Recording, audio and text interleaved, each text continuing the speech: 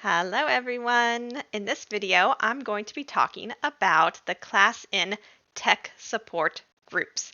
So a lot of people I have found don't even know about these groups. If you joined ClassIn or even upgraded to Pro by yourself and you never talked to any of the sales reps from ClassIn, you might not know anything about these groups. The way that I joined the groups when I first started was because I was talking to a sales rep.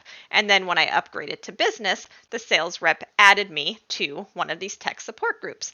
But I found over the year that I've been using ClassIn, there are many teachers that still don't know about these groups, and they can be very, very valuable. So I'm going to tell you in this video, first, what the tech support groups are, how to join, and the best way to use the support group. So a lot of you are in the ClassIn Facebook group, and it is a great group, and a lot of people do ask tech questions in that group. And sometimes I'm able to help answer some of those tech questions, and other teachers that have been using ClassIn for a while are able to help with some tech questions because they are sometimes just common errors that the teacher makes when creating a class or when they're in the classroom. But sometimes there are very specific tech questions related to a teacher's account that another teacher is not going to be able to help them with. And that's where these tech support groups really come in handy. So what are they? They are a group on the ClassIn app, so where you go into your classrooms, and they are run by staff in China. So they are in China, so keep that in mind. If you're asking a question in the middle of the day and you live in the United States, they might not answer you right away, but I have found that they do work odd hours. I've had them answer me in the middle of the night China time. But if they don't answer you right away, don't be surprised if it's an odd time in China. But they help with answering tech questions or just questions about the type of ClassIn version that you have. And they are very kind. They're always there to help you. But remember, they are in China and their first language is not English. So my tips for asking questions in this tech support groups is to think about like the way you talk to your Chinese parents of the students you're teaching. Try to keep your sentences simple, okay? Because they might just be using a translator. And as we know, when you make complex sentences, sometimes it does not translate correctly. So always try to use simple sentences.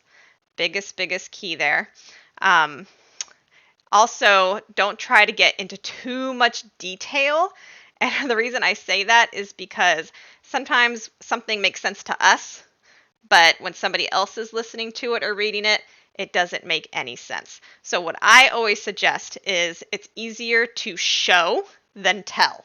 So what that means is if it's something like, oh, in my classroom, I see this weird black dot, instead of trying to describe what you see, take a picture. So when you're in the classroom, I think every computer has a way to take a screenshot. If you don't know how to do that, I recommend looking it up. So I have a screen, mine is called a snipping tool. So I can literally, no matter what's on the screen, I can take a snapshot and I can save it to my desktop. So if there's something weird that you see in your classroom, take a picture.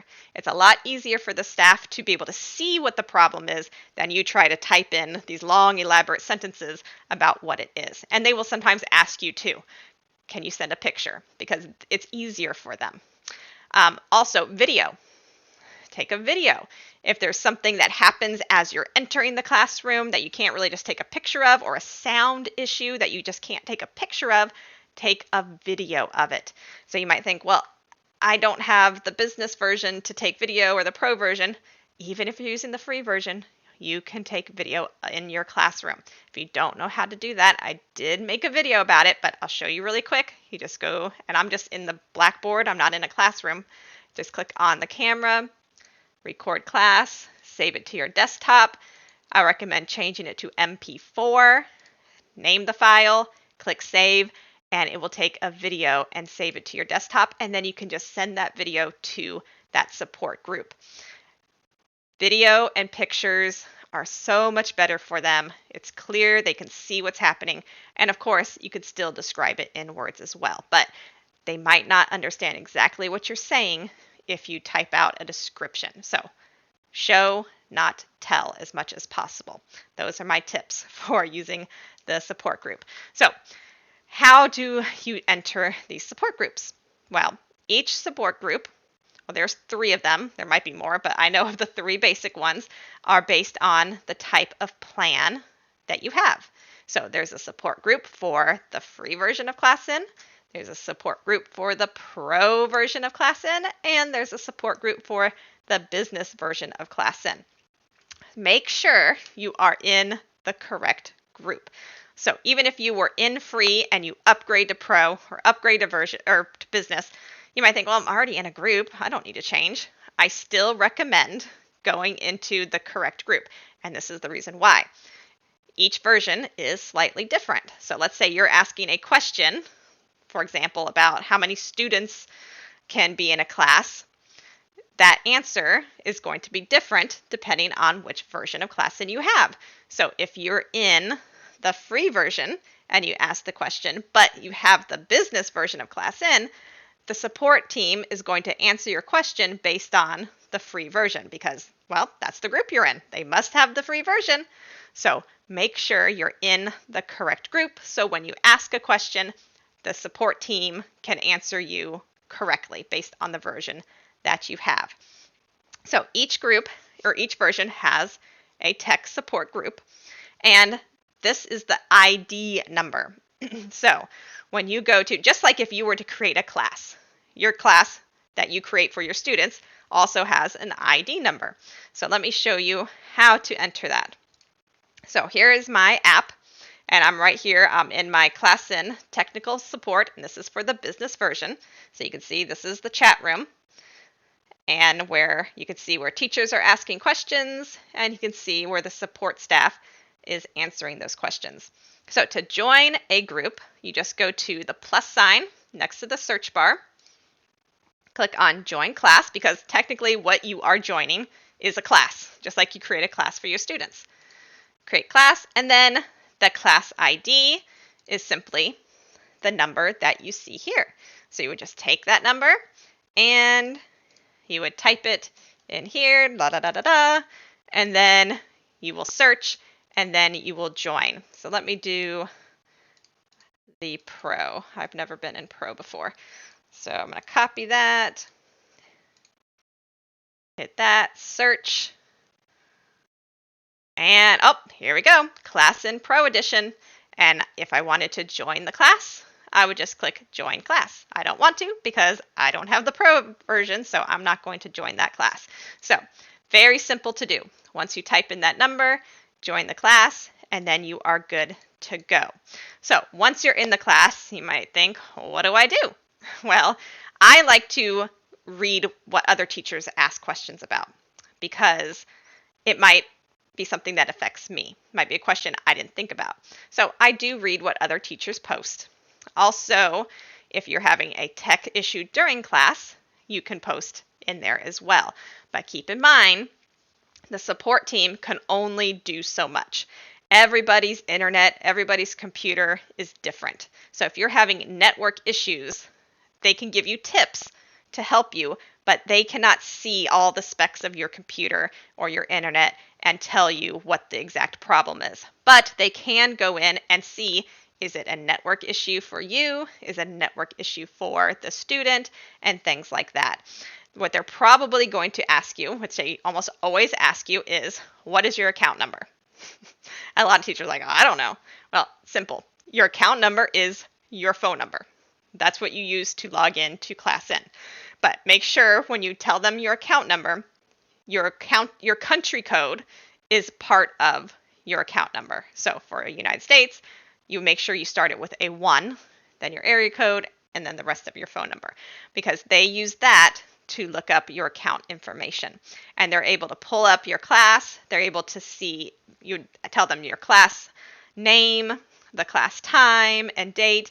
They can actually pull up the information. They can see the network information if there was any issues with your network or the student's network during class. A lot of teachers get a little weirded out by posting their phone number in a large chat group. I understand that might feel a little weird, but I mean, I've posted my phone number multiple times and I've never received any weird phone numbers or phone calls from anybody. So I'm not concerned, but if you do have that concern, you can type out your account number, your phone number, and then you have 2 minutes to recall. And what that means is take it away. So, like here, if I was to type something, and then I can right click recall and it takes it out so nobody can see it. You have 2 minutes to recall a message. So if you're communicating with that support staff and they ask you for your account number, you can type in your phone number, wait about a minute, and then just recall it so nobody else can see it. Most people, teachers aren't hanging out in the support tech room, so most likely nobody's going to see it if you feel a little weird about posting your phone number. They will usually tell you to do it in the chat room, not a private chat. And the reason for that is because there are multiple staff members that work in these chat groups and they work in shifts.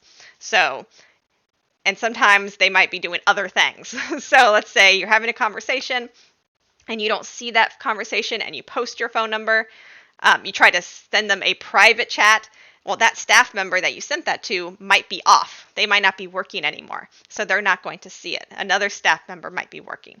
So they want you to post it in the chat room. So if one staff member has to leave or do something else, another staff member can take over and they can help you with that information.